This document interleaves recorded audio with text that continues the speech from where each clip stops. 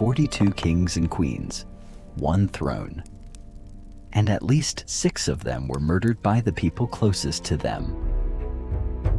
By the time this video ends, you will have crossed more than 1,000 years of English monarchy.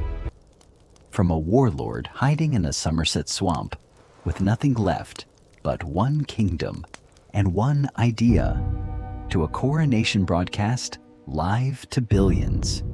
You will watch dynasties built on battlefield blood, dismantled by their own heirs, reformed under threat of revolution, and quietly transformed into something the ancient kings would have found unrecognizable.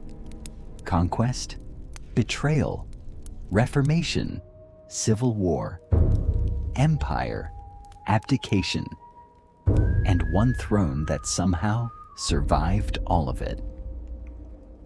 Let's begin. Alfred the Great, 871 to 899. England did not exist yet.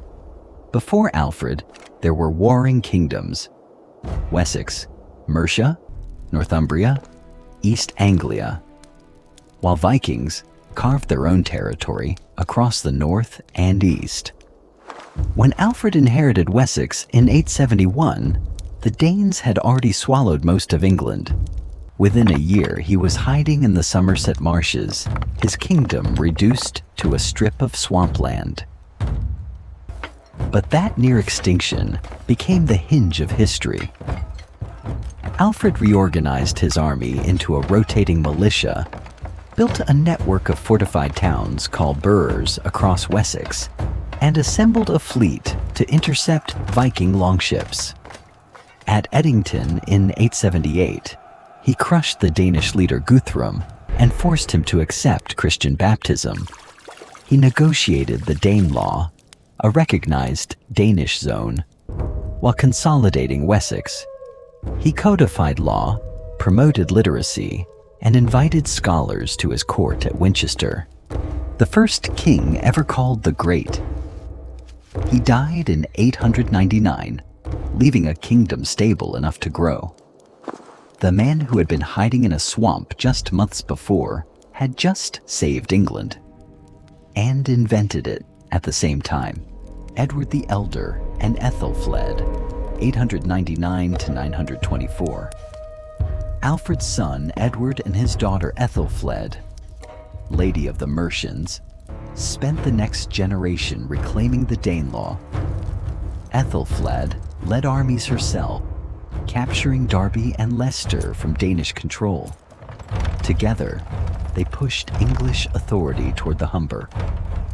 When Edward died in 924, his son Ethelstan inherited a kingdom far larger than Alfred had left. Ethelstan, 924 to 939. Ethelstan is often called the first true king of England. In 927, he received the submission of the Scottish King Constantine, the Welsh kings, and the ruler of Strathclyde at Amet Bridge, bringing the whole island under one overlordship for the first time.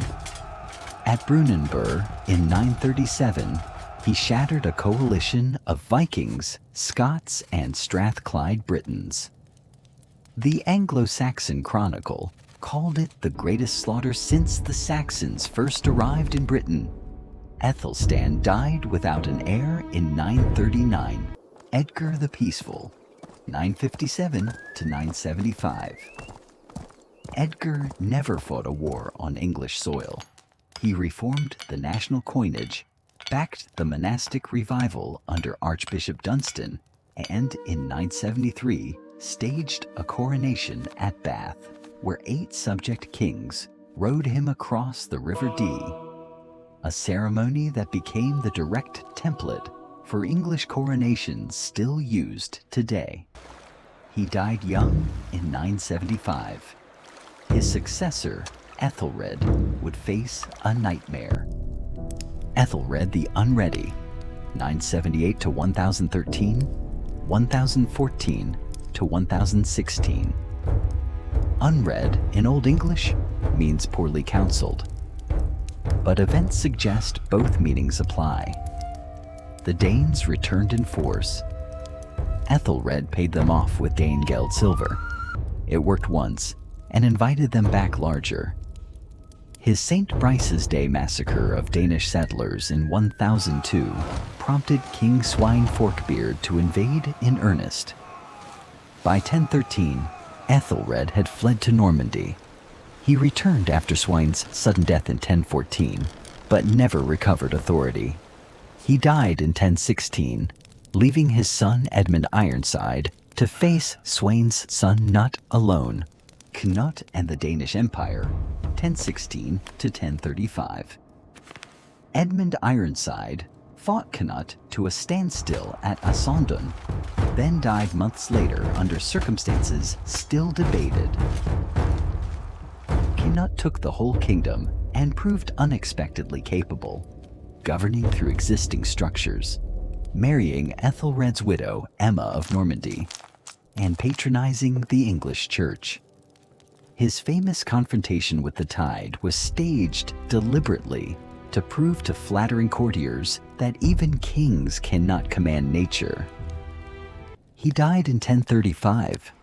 His sons ruled briefly and badly. By 1042, the Danish line was extinct, and England reached back to the old bloodline for its next king. A decision that set three men on a collision course no one would survive: Edward the Confessor and the Succession Crisis, 1042 to 1066. Edward the Confessor was more monk than ruler. He founded Westminster Abbey, but fathered no children, and as he died in January 1066, three men sharpened their claims simultaneously: Harold Godwinson, the most powerful English earl; Harold Hardrada of Norway; and William, Duke of Normandy, who insisted Edward had personally promised him the crown.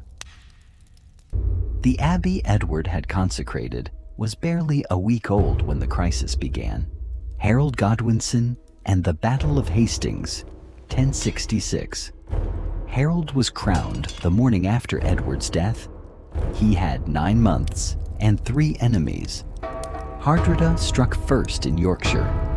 Harold marched nearly 200 miles in 4 days and shattered the Norse force at Stamford Bridge on September 25th, killing Hardrada in the battle.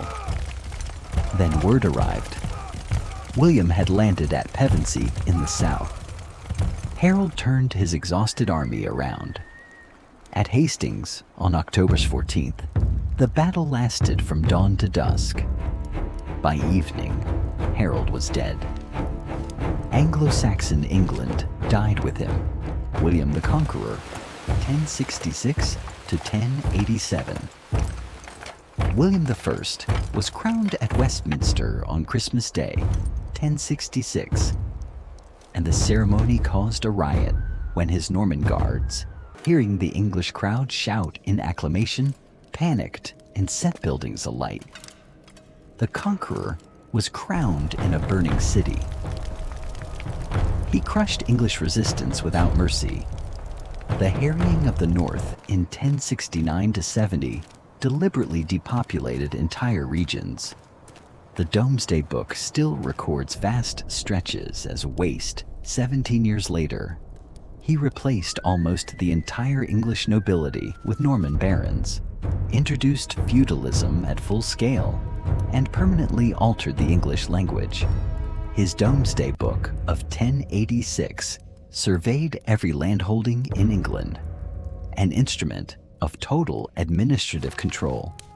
He died in 1087 from a riding injury at Mantes in France, dividing his realm between his sons. He didn't just conquer England, he erased it and rebuilt it in his own image. And the English language still carries the scar. Henry I and the White Ship, 1100 to 1135. Henry I seized the throne the moment his brother William Rufus died from a hunting arrow in the New Forest in 1100. Whether accident or murder has never been resolved. Henry ruled capably, issued the Charter of Liberties, and built an efficient royal administration. Then, in November 1120, the White Ship struck rocks off Barfleur in darkness, and his only legitimate son, William Adelin, drowned. Henry made his barons swear to accept his daughter Matilda as heir. Then he died in 1135. The barons forgot their oath before his body was cold. The anarchy? 1135 to 1154. Stephen of Blois seized the throne before Matilda could react. She invaded from Normandy, and the kingdom dissolved into 19 years of civil war, a period chroniclers called the Anarchy, when, as one monk recorded, God and his saints slept. Neither side won outright. The Treaty of Wallingford in 1153 ended the deadlock. Stephen would reign until death. Then the throne would pass to Matilda's son Henry. Stephen died in October 1154. A new dynasty, the Plantagenets, stepped into the ruins, and they would prove far more dangerous than anything that came before. Henry II, 1154 to 1189. Henry II inherited a war-shattered kingdom and rebuilt it into an empire stretching from the Scottish border to the Pyrenees. He systematized common law, expanded royal courts, and extended English authority into Ireland. Then came Thomas Becket. Henry appointed his old friend as Archbishop of Canterbury, expecting an ally, and Becket transformed into an unyielding defender of church independence. In December 1170, Henry erupted in rage, demanding to know who would rid him of this turbulent priest. 4 knights obliged, murdering Becket at the altar of Canterbury Cathedral. 4 words spoken in anger, 1 archbishop dead at the altar, and a king walking barefoot through Canterbury in the rain, begging forgiveness from a man he just had killed. His final years were consumed by revolts from his own sons. He died in 1189 at Chinon. Having just learned his favorite son John had joined the rebellion against him, Richard I, 1189 to 1199. Richard I spent fewer than 6 months of his entire 10-year reign in England.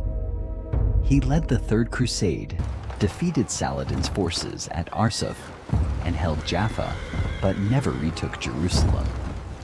Captured returning home by Duke Leopold of Austria, England spent years raising his ransom of 150,000 marks, roughly twice the kingdom's annual revenue.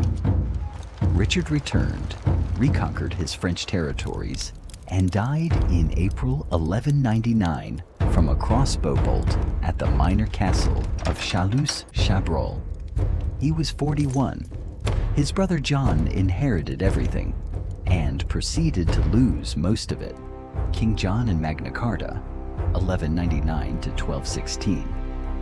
John lost most English territory in France to Philip II by 1204. Normandy, Anjou, Maine, gone within 5 years. He quarreled with Pope Innocent III and had England placed under papal interdict for 6 years, suspending all church services.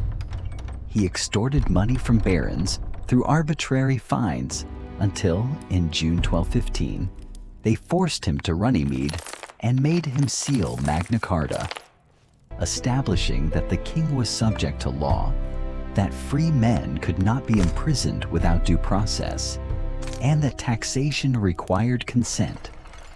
John immediately asked the Pope to annul it and resumed the war.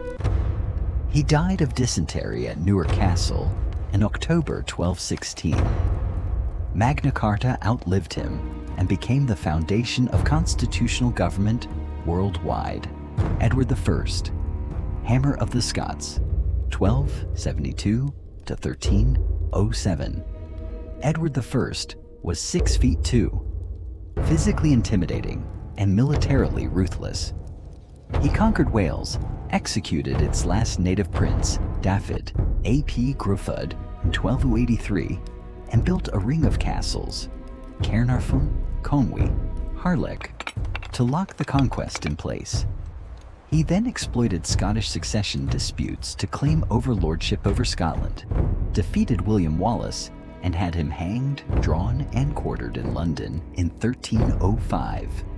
But Scotland refused to break. Edward died in July 1307, still marching north. His son, Edward II, would prove wholly unequal to the inheritance. Edward II and the first deposed king, 1307 to 1327. Edward II's reign produced two catastrophes. His dependence on favorites, first Piers Gaveston, executed by the barons in 1312, destroyed his political base. Then, at Bannockburn in June 1314, Robert the Bruce annihilated a far larger English army and effectively secured Scottish independence. Edward fled the battlefield. His own wife Isabella and her lover Roger Mortimer forced his abdication in January 1327. He was imprisoned at Berkeley Castle and dead by September. The official cause listed as natural, the rumors far darker. He was the first English king to be formally deposed. Richard II and the end of the Plantagenets, 1377 to 1399. Richard II believed absolutely in divine right monarchy.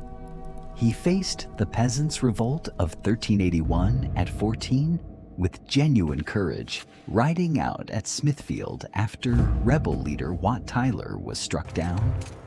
He patronized Chaucer, rebuilt Westminster Hall, and made peace with France. He was also arbitrary and vengeful with power. When he confiscated the Lancaster inheritance from his exiled cousin Henry Bolingbroke in 1399, the barons' support evaporated. Bolingbroke returned with an army. Richard abdicated at the Tower, was imprisoned at Pontefract, and was dead by February 1400, almost certainly starved. Two royal houses, both descended from the same king, both convinced the throne was theirs, and the only way to settle it was to fight for 30 years across a dozen battlefields until one family was almost completely extinct. Henry IV, 1399 to 1413. Henry Bolingbroke took the throne by force and spent the rest of his reign paying for it. Every rebel who followed looked at what he had done and thought, if he could, so can I. He crushed uprisings from Wales under Owain Glyndwr, from the Percy family of Northumberland at Shrewsbury in 1403, and from those who whispered that Richard II still lived. He survived them all. He died in 1413, worn through, leaving a throne that his son would turn into the most celebrated reign of the medieval age. Henry V and Agincourt, 1413 to 1422. Henry V had the clearest strategic mind of any medieval English king and the battlefield skill to use it. He crossed to France and, on October 25, 1415, at Agincourt, English longbowmen destroyed a French army several times their size in the rain-soaked mud of northern France. He followed it with the systematic conquest of Normandy, and in 1420, the Treaty of Troyes made him heir to the French throne. He was 35 and untouchable when dysentery killed him outside Paris in August 1422. His son was 9 months old. Henry VI and the Collapse, 1422 to 1471. Henry VI was gentle, pious, prone to complete mental breakdown, and catastrophically unfit to rule. The English position in France collapsed. Joan of Arc turned the war's momentum before her execution at Rouen in 1431, and by 1453, England had lost everything in France except Calais.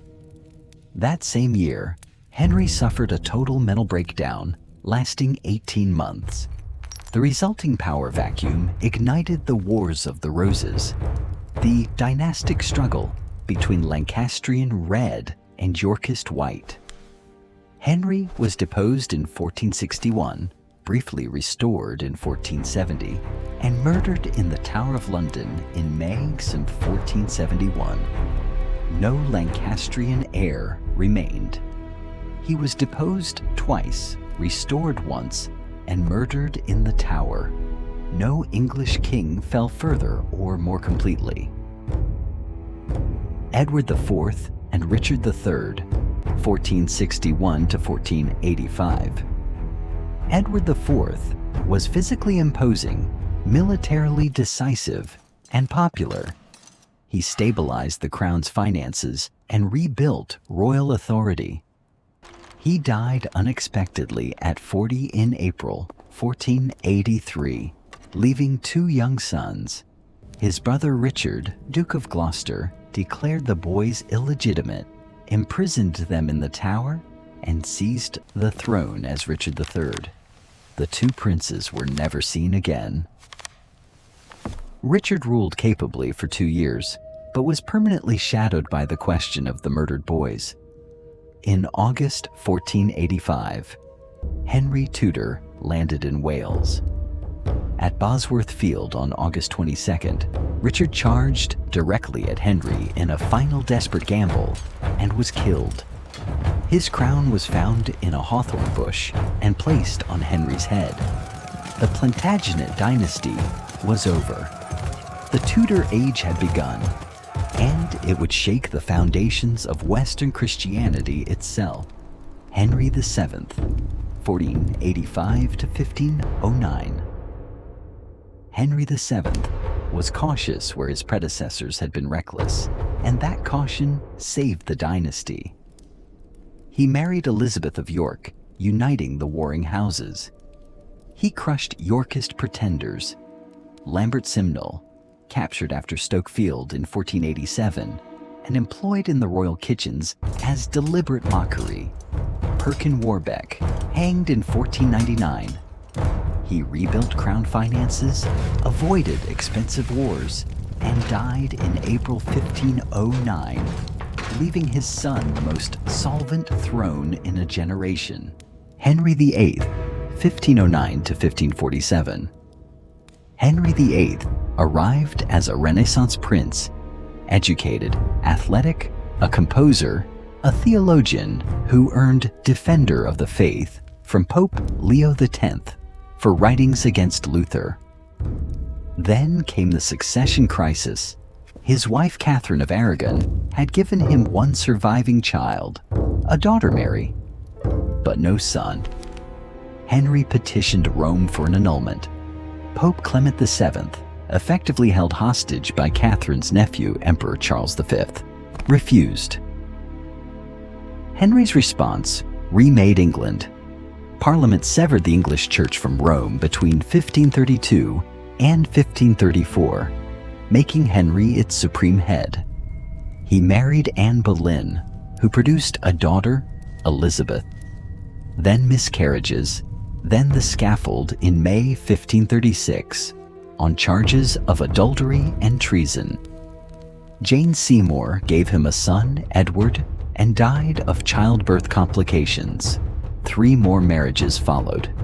He dissolved the monasteries, redistributed their wealth to the crown and nobility, executed Thomas More and Thomas Cromwell, and left English religious identity permanently fractured. He died in January 1547, enormous and ulcerated, leaving 3 heirs and a settlement that satisfied almost nobody. Edward VI, Jane Grey, and Bloody Mary, 1547 to 1558. Edward VI reigned 6 years under Protestant regents, pushing the Church toward Reformed doctrine through the Book of Common Prayer. He died of tuberculosis at 15 in July 1553. His advisors placed Protestant Lady Jane Grey on the throne to block Catholic Mary. She lasted 9 days. Mary I reversed the Reformation, reconciled with Rome, and burned nearly 300 Protestants at the stake between 1555 and 1558. She died childless in November 1558. The Catholic Restoration died with her. Elizabeth I, 1558 to 1603. Elizabeth I inherited a kingdom fractured by religion and rebuilt it over 45 years into the most confident England yet seen. She maintained the Protestant settlement, never married while using the possibility of marriage as diplomatic leverage for decades, and presided over a cultural explosion. Drake circumnavigated the globe, Shakespeare wrote, for the London stages. In 1588, Philip II's armada of 130 ships was broken by English tactics in the Channel and destroyed by storms in the North Sea.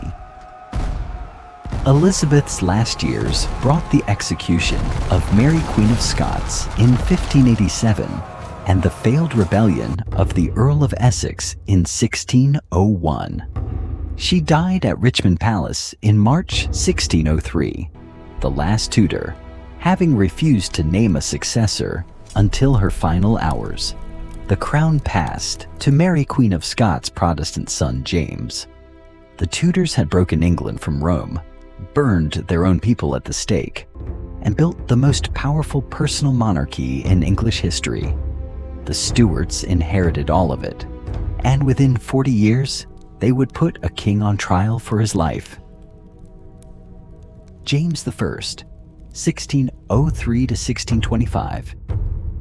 James VI of Scotland became James I of England, uniting the two crowns personally, if not politically. He commissioned the King James Bible, completed in 1611, a text that shaped the English language for 4 centuries. He believed in absolute divine right and quarreled constantly with Parliament over taxation and prerogative.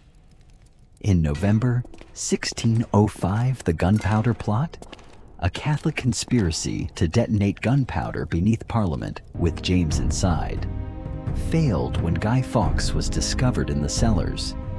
James died in 1625, leaving a throne already at war with itself. Charles I and the Civil War, 1625 to 1649. Charles I pushed divine right further than Parliament would endure.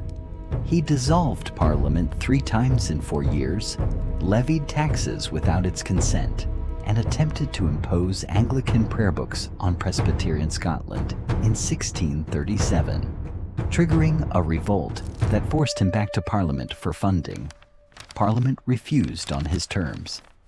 In August 1642, he raised his standard at Nottingham.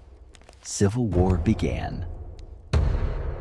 Oliver Cromwell's New Model Army destroyed the Royalists at Naseby in June 1645. Charles surrendered, escaped, was recaptured, and was tried for treason against his own people. He was executed outside the banqueting house in Whitehall on January 30th, 1649. The King of England was executed by England. No dynasty had ever survived that. The Stuarts almost didn't. The Restoration in James II, 1660 to 1688. Oliver Cromwell governed as Lord Protector until his death in 1658. His son Richard resigned within 8 months. By 1660, everyone had exhausted the Republic. Charles II was invited back from exile, pragmatic, politically sharp, careful in ways his father never was. His reign produced the Great Fire of London in 1666 and deepening anxiety about his Catholic brother James. When Charles died in 1685, James II became king, openly Catholic, determined to extend rights to Catholics and nonconformists, and fatally miscalculating Protestant England's tolerance. When his wife produced a Catholic male heir in June 1688, 7 leading Protestants invited Dutch Protestant William of Orange to intervene. William landed at Brixham with 15,000 troops. James's army dissolved around him. He fled to France in December, dropping the Great Seal into the Thames as he crossed. Parliament declared the throne vacant and rewrote the rules of monarchy permanently. The Glorious Revolution and Queen Anne, 1689 to 1714. William III and Mary II accepted the crown jointly, signing the Bill of Rights of 1689, permanently limiting royal prerogative, guaranteeing parliamentary sovereignty, and barring a Catholic from ever holding the throne. Mary died of smallpox in 1694.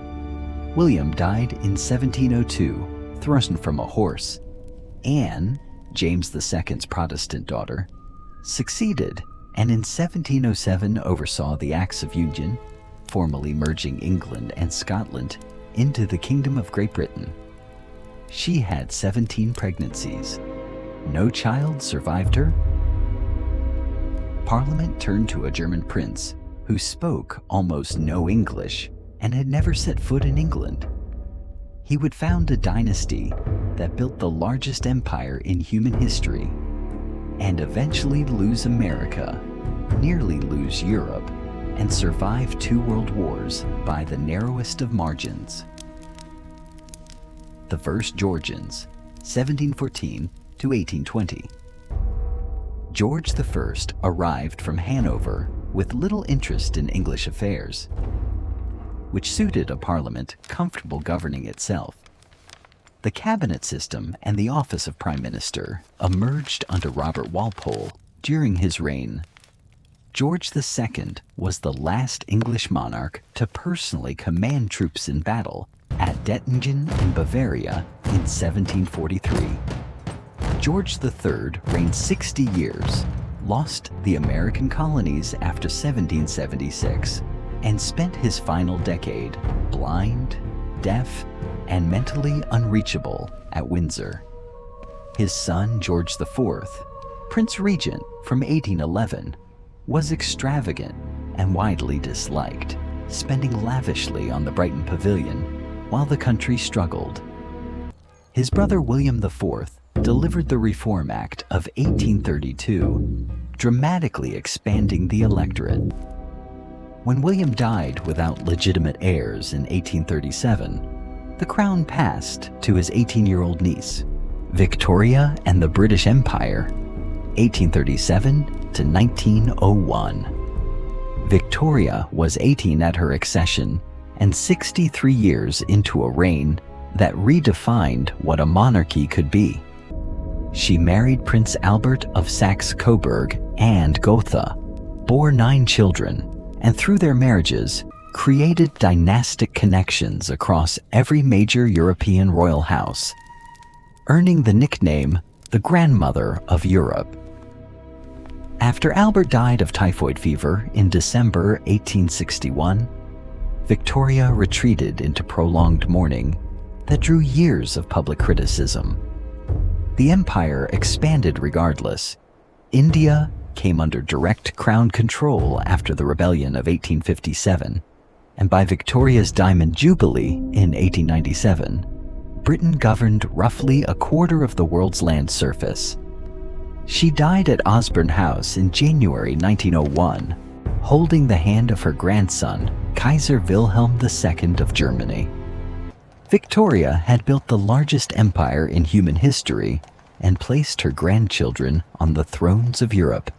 Within 15 years of her death, those same grandchildren would lead their nations into a war that killed 20 million people and nearly took the monarchy down with it. Edward VII and George V, 1901 to 1936. Edward VII reigned 9 years, popular and diplomatically astute. His state visit to Paris in 1903, helping warm the diplomatic climate that produced the Entente Cordiale in 1904. His son, George V, navigated the First World War, a conflict that killed over 700,000 British soldiers on the Western Front alone. In 1917, with anti-German sentiment at its peak, George renamed the royal house from Saxe-Coburg and Gotha to Windsor. Distancing the crown from its German roots, he made the first royal Christmas broadcast in 1932, beginning a tradition that endures today. He died in January 1936. His physician, Lord Dawson, later recorded in a private diary, unpublished until 1986, that he had administered sedatives to hasten the king's death, timing it so the announcement would reach the morning papers rather than, in his words, the less appropriate evening editions. Edward VIII and the Abdication, 1936. Edward VIII reigned 326 days. He intended to marry Wallis Simpson, an American woman twice divorced, whose second husband was still living. The Church of England, the British government, and the Dominion governments all refused to accept her as queen consort. Edward chose Simpson over the crown, abdicated on December 10, 1936, broadcast his farewell to the nation that night, and left England. He spent the rest of his life in exile as the Duke of Windsor. His younger brother, who had never expected, prepared for, or wanted the throne, received the news and became king before midnight. George VI and the wartime crown, 1936 to 1952. George VI was a private man with a severe stammer who had lived entirely outside the expected line of succession. He and Queen Elizabeth remained in London throughout the Blitz, visiting bombed neighborhoods and refusing evacuation. When Buckingham Palace itself was bombed in September 1940, the Queen said she was relieved. Now she could look the East End in the face. George VI rebuilt royal credibility after the abdication's damage. He died at Sandringham in February 1952 at 56, the war years and heavy smoking having shortened his life. His daughter was 25 years old, sitting in a treehouse at Treetops Lodge in Kenya, watching wildlife at a waterhole at dawn. And somewhere between climbing up a princess and climbing down, she became queen. Elizabeth II, 1952 to 2022.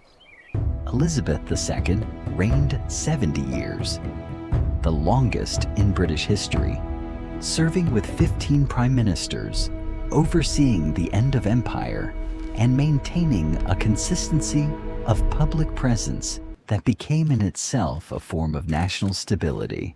She adapted the monarchy through televised coronations, personal crises, and seismic social change, never explaining, never complaining, always present.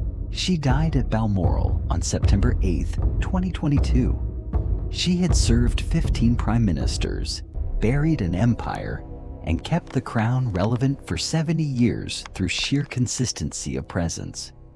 When she died, millions of people who had never met her grieved as if they had. Charles III, 2022 to present. Charles III was 73 at his accession, the oldest person to become British monarch.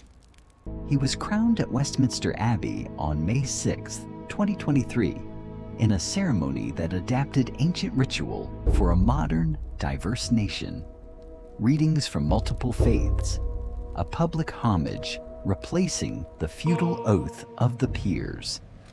The monarchy he inherited is constitutionally constrained, publicly scrutinized, and smaller in ceremony than at any previous point in its 1,000-year history. it survives not by commanding the nation, but by representing it. A role that requires reinvention with every generation, and has done so for over 1,000 years.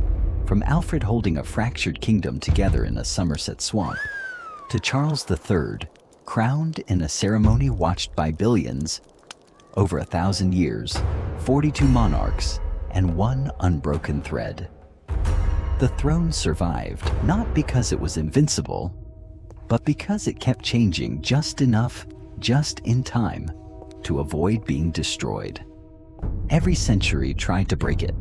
Conquest, Civil War, Reformation, Revolution, Abdication, and it bent, sometimes dramatically, but it never broke.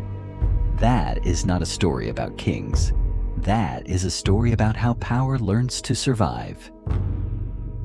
If you want to go deeper, the full Tudor Reformation, the English Civil War, or the Victorian Empire, those videos are next.